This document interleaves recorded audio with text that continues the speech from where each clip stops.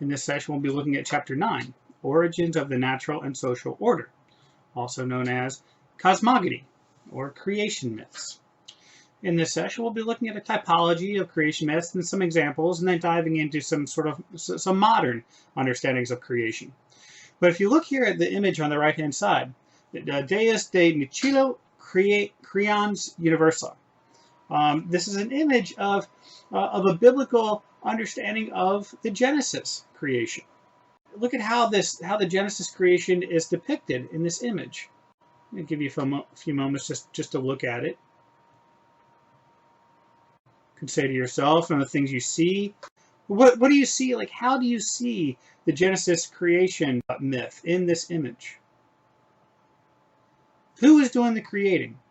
Look at the image. I think this is 12th century, and so you see the image of God in this depiction of Genesis as a regal, kingly figure, with the crown and the halo and the robe. So a very regal understanding of God. But what is he doing? He's breathing life into the world, noting that the world is contingent upon God.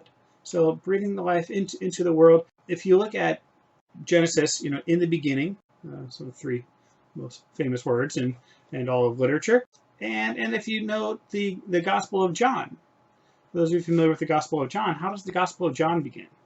In the beginning was the Word, and talking about the Word was God, and the Word was with God. So he's breathing the Word speaking the Word into creation. And another thing, like you look at the black, how he's holding the universe. He's holding the universe up again, noting this idea of contingency, of God sustaining and holding the universe.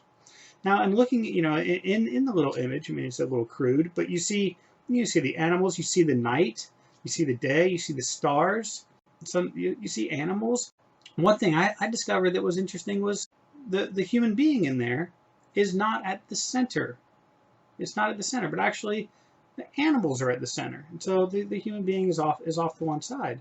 Does this pick up on the idea that all creation is created by God, that humans are not the center of creation, but are just part of creation. And so with that, you need to be respecting other aspects of the creation. We talked about in the past, looking at the scripture, we're talking about stewardship instead of dominion over the rest of creation. Just keep this image in mind, like, how it's depicting the creation story and the symbolism there. So there is a typology of cosmogonic myths. Now, not all cosmogonic myths will fall into this typology. But it's a way for us to kind of parse out some of these types of myths, just for time purposes, and because this is just a review of the text or a commentary on the text. We're just going to be looking more deeply at 4 and 5: the creation by divine craftsmen and creation by decree or from nothing. But if you look, this first type of creation myth, you have the emergence or procreation from a primal substance or being. And again, not all creation myths fit neatly into one of these pegs. A lot of creation myths kind of cross. You could say that the Genesis creation myth could be emergence or procreation from a primal substance. If God molded Adam from the clay, is the clay some of this primal substance or being? But other creation myths have, the gods did. It's like there is a primal, everything. If you look at monism, everything is made up of one substance, and the gods come along and just mold everything out of this primal substance or being. If you look at the second type of creation myth, you have this sexual union of primal male and primal female. And so that's how some people understand how the world came into being. And remember what these creation myths are trying to do. These creation myths are trying to explain to a religious group or society how the world came into being and why things are the way they are. Okay, so that's the reason behind these myths. They're trying to explain why things are the way they are. You'll have different understandings of how things came into being. people will look at the male and the female, look at this duality and say, oh, wow, well, this duality must be some sort of basic primal duality. And so there must be a male God, a female God, or some sort of this duality of all things. And so you have this sexual union of the primal male and primal female. And as a result, the world was birthed into existence. So that's one way of looking at creation, looking at the material world, the natural world we have around us. Thirdly, you have the creation by conflict and the ordering of chaos. When we talked about in the last session the dualism, about the notion of an evil being and a good being, and them coming together and fighting, and you have this conflict, this battle, and as a result, you have, maybe like Manichaeism could be an example of this, where you have the the demiurge or the material world, but then you can also have the soul and the creator God, but you also have some, you actually have real beings battling over and coming together for creation. I mean, you can see this a little bit in Christianity in the book of Revelation. When we're talking about that's what's going to be at the end of times. You're going to have this battle at the end of times. So again, I mean, not each creation myth can be neatly pigeonholed into one of these 5 categories, but sometimes they'll cross over. And then fourth, creation by divine craftsmen and creation by decree or from nothing, we'll get more into in the following slides.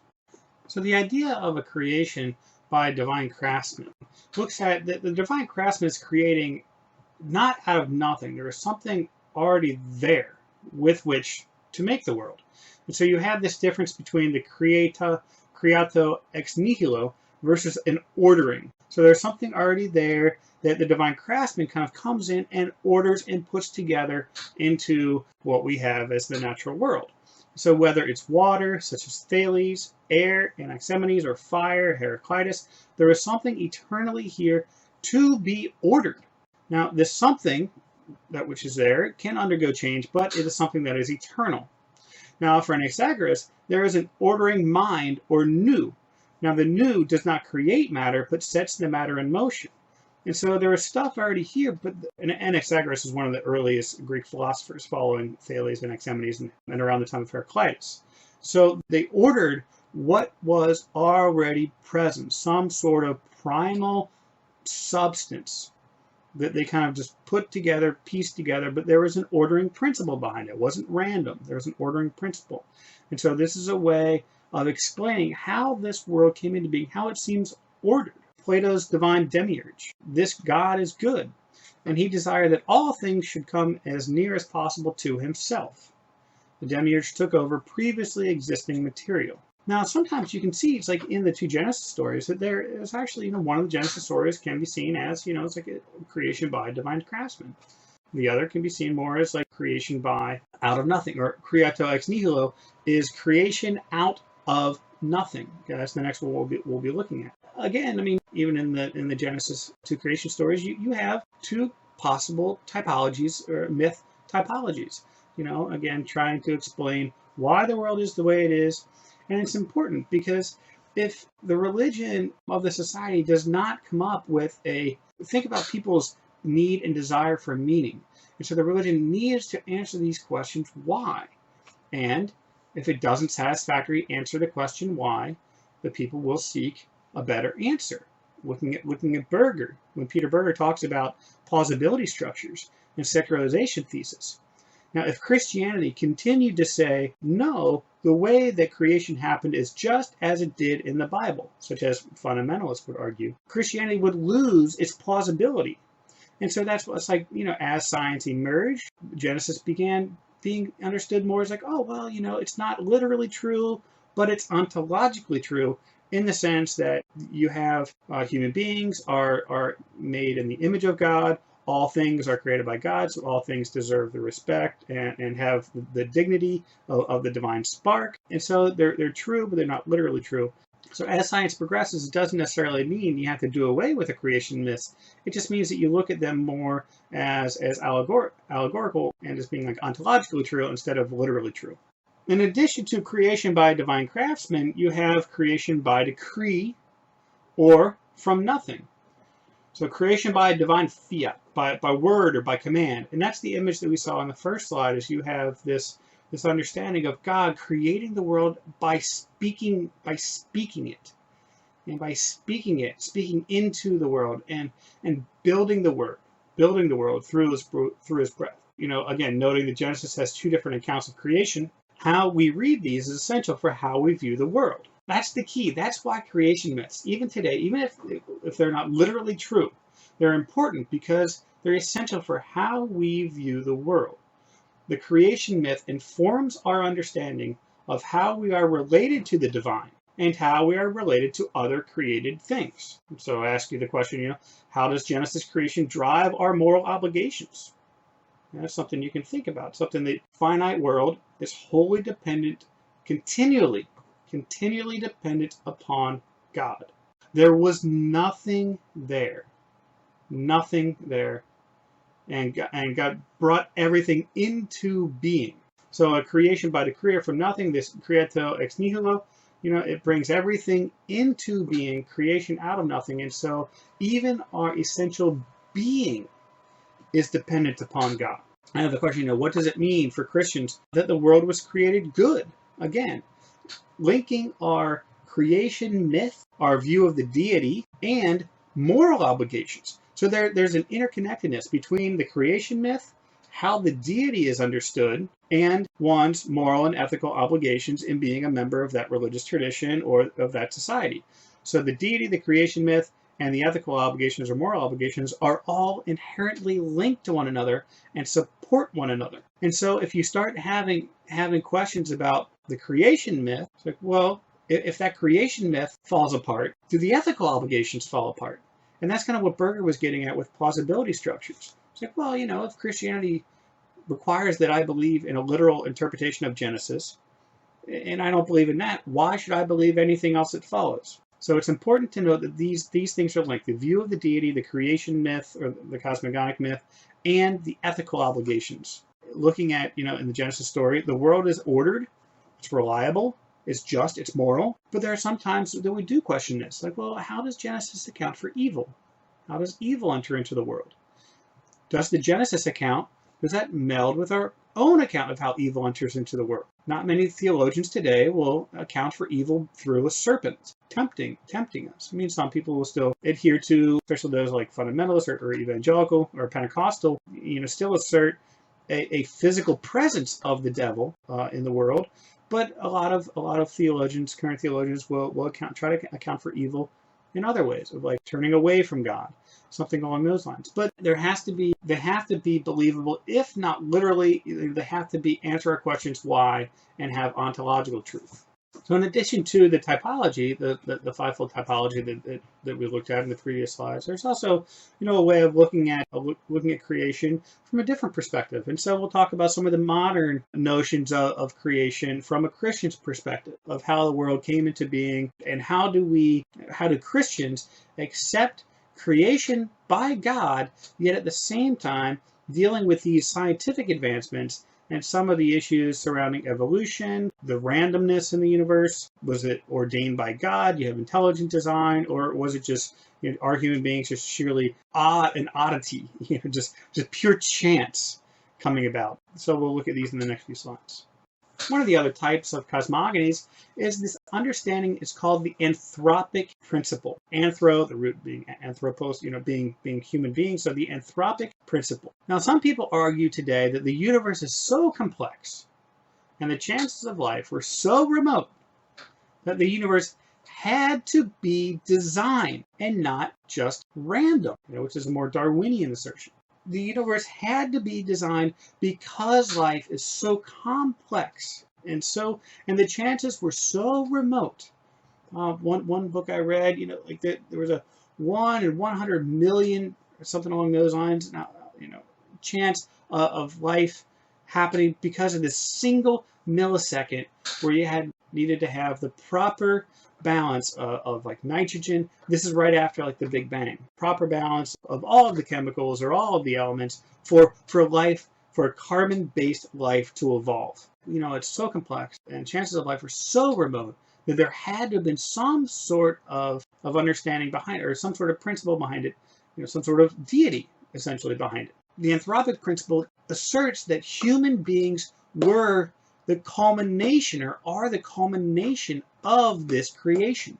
And so it is focusing on human beings. Here's a quote. I believe that we are the emergence of software that has basically been designed by another intelligence, probably to represent itself. In a way, software is the soul. There are inbuilt teleological tendencies in evolution of life. That means that human beings are the end. All of what has come beforehand is in this culmination of the person. Now, this understanding can be consistent with a theistic worldview, okay? Because you can believe in God. Say, well, evolution was not sheer randomness. Sure, there could have been evolution, but evolution was designed. Human beings being the culmination, of being the high point. That's what's known as the anthropic principle. The human beings are the culmination of creation, but this can be done through some sort of evolutionary process. The anthropic principle can be found in a larger theory called intelligent design. Intelligent design is like the larger theory. It's a theory proposed as a way to circumvent the courts in teaching a God-created approach of the world in science class. So again, it affirms the evolutionary process. But this evolutionary process was started by an intelligent designer, such as a Christian God. It denies the Darwinian claims that its mechanisms of evolution are sufficient to explain evolution as understood by modern science. Okay, so if you're looking at Darwin, you have evolution, but you have these kind of mutations, and the mutations. For example, looking at giraffes, and so some giraffes have longer necks than others. Well, the giraffes, because you have a lot of people competing for food, and so you have this survival of the fittest notion of that the giraffes with the longer necks were able to get more food because they could reach higher, and so giraffes with the longer necks were the ones that survived, and so giraffes with longer necks meet with giraffes of longer necks, and so they produce giraffes with longer necks, and so it just gets to be that point of like where giraffes get longer necks. He looked at finches and looked at the developments of finches' beaks to crack open certain kinds of seeds in order for them to get at seeds, and looked at these finches in the Galapagos Islands, and so there's mutations, and when these mutations are beneficial, then that species will reproduce, and that species will win out. So, that promotes kind of a sheer randomness that some people who are very believe that God created the universe, God created the world, can't handle. And so the intelligent design is say, okay, well, sure, you could have that kind of evolution, that kind of progression, but it is not random. It's designed by some sort of intelligent presence behind it, with human beings being the culmination, such as which is what the anthropic principle teaches. So the anthropic principle is something that is taught within the larger context of intelligent design. So, in that they're denying the Darwinian claims that the universes or that the mechanisms of evolution are sufficient to explain evolution. It also the intelligent design claims that the naturalistic materialism is actually a metaphysical faith. And so it's actually saying that, well, the Darwinian understanding is faith as well. So it's not necessarily naturalistic, that you have to have faith that this is the case. Also, intelligent design advocates what's called God of the gaps. This God of the gaps, it notes that if science cannot explain something, then it must have been an intelligent creator. So if science cannot explain how the Big Bang came into being, if science cannot explain something, then the answer is God. The answer is God to the question. There are certain problems here. I mean, does that just mean any limitation in science? Do we advocate that to God, or are we just not there yet in understanding the principle? Past primitive societies said that gods brought the sun out of the sky across, using a chariot to carry the sun across the sky, until the sun burned out, and then it starts all over the next day. It's like, well, no, I mean, that's not the way we see it now. I mean, we have science. And just because we don't understand it, does that mean that it's attributed to God? Well, people supporting intelligent design would say, well, yes, it's attributed to God. So federal court rules that intelligent design is not science, but based on a creator, not to be taught in public schools. So, so sometimes people argue that intelligent design is masquerading as scientific theory as a way of getting creationism, which is what we'll talk about in the next slide, into the public school system. So there's a huge debate about this. It's like, should intelligent design be taught in public schools as an alternative to the Darwinian process of evolution of sheer randomness? So, I mean, you know, depends on where you fall on that issue, but on the church-state issue, but also on the belief issue. So. The final cosmogony we'll talk about is this one called creation science. Now, creation science, there's actually a museum that in the discussion question, I ask you to go out and look at this museum. And also in the discussion, ask you to read this, this article called to the letter to the Kansas School Board concerning the Church of the Flying Spaghetti Monster. And while that letter is a parody, it's getting to some really interesting church-state issues. People that argued that the creation science needs to be taught alongside evolution in science classes, that really any religion, then any cosmogony, should be taught. You know, that's the question. It's like, if creation science should be taught alongside evolution, why can't this Church of the Flying Spaghetti Monsters theory of creation be taught alongside evolution? You know, it's based on the same kind of faith principles. They're not based on science, but based on faith. So what creation science does, and I want you to check out the website for that museum down in northern Kentucky, just right outside of Cincinnati. Millions of dollars have been spent. You know, I think $27 million have been spent on this museum, and they have hundreds of thousands of visitors every year to it. And it advocates the literal biblical story of creation to be treated as science. So dinosaurs lived alongside human beings. The world was created by God in 6 days, human days. There's Adam and Eve, Noah. And so it looks at, you know, all of this, looks at the Genesis story and advocates it as that is the way creation happened.